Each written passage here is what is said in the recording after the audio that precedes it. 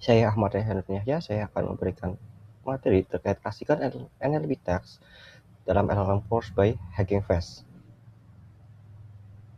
Dalam NLP klasik, terdapat beberapa jenis tugas utama yang sering digunakan untuk melatih model memahami teks. Beberapa di antaranya adalah token classification, yaitu memberi label pada setiap kata dalam kalimat. Language modeling, yaitu memprediksi kata dalam suatu konteks. Selanjutnya, machine translation, yaitu menerjemahkan bahasa.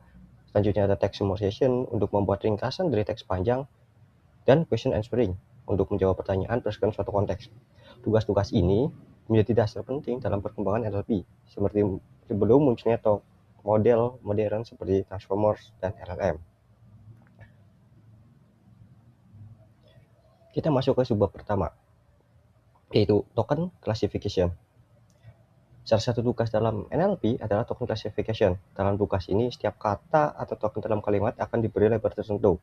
Contohnya adalah Name Entity Recognition atau NER yang digunakan untuk mengenali entitas seperti nama orang, lokasi, organisasi dalam sebuah teks. Contoh kedua adalah Part of Speech Tagging, yaitu memberi label jenis kata seperti noun, verb, atau adjective. Dan yang ketiga adalah chunking, yaitu mengelompokkan kata menjadi frasa seperti noun phrase atau verb phrase. Token classification sangat penting karena membantu model memahami struktur dan makna dari suatu kalimat. Selanjutnya kita akan belajar terkait fine-tuning masked language. Masked language model adalah teknik yang digunakan untuk melatih model memahami konteks bahasa. Dalam metode ini, beberapa kata dalam kalimat akan disembunyikan atau diganti dengan token khusus, seperti marks atau garis bawah, dan model tersebut harus memprediksi kata yang hilang tersebut. Sebagai contoh di sini adalah kalimat the capital of France is Mars. Model diharapkan dapat memprediksi kata Paris. Dalam model seperti BRT menggunakan pendekatan ini saat pretending. Setelah dilatih, model dapat di-fine-tune untuk berbagai tugas NLP lainnya seperti klasifikasi teks, NER, atau question answering.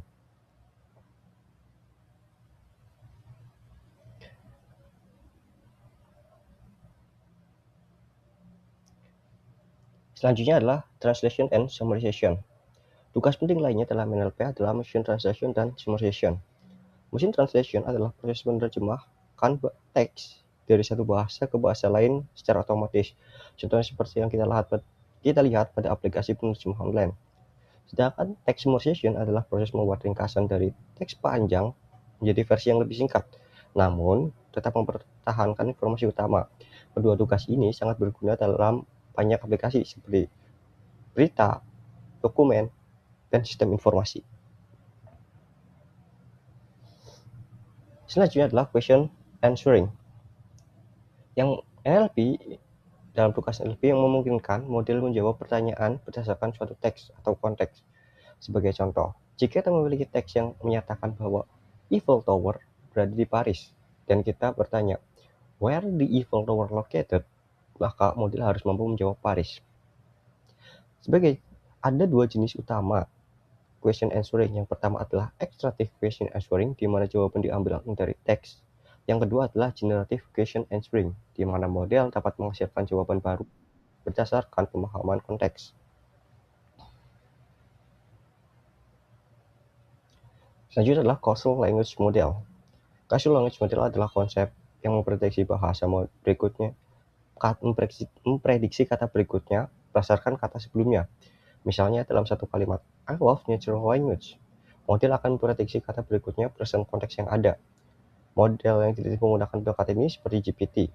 Karena dilatih dengan banyak data teks, model ini dapat menghasilkan teks baru secara otomatis, seperti menulis paragraf, menjawab pertanyaan, atau membuat percakapan.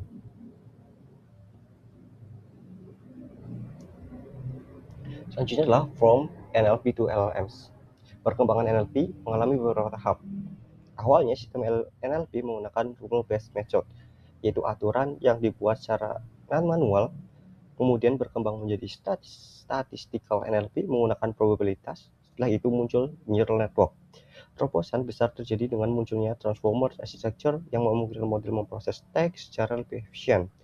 Dari teknologi inilah kemudian muncul large language models atau LLMs seperti GPT yang mampu melakukan banyak tugas NLP sekaligus dalam satu model.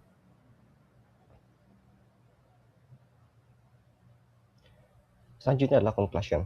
Sebagai kesimpulan, kita telah melihat beberapa tugas utama dalam classical NLP, seperti token classification, translation, summarization, dan question answering.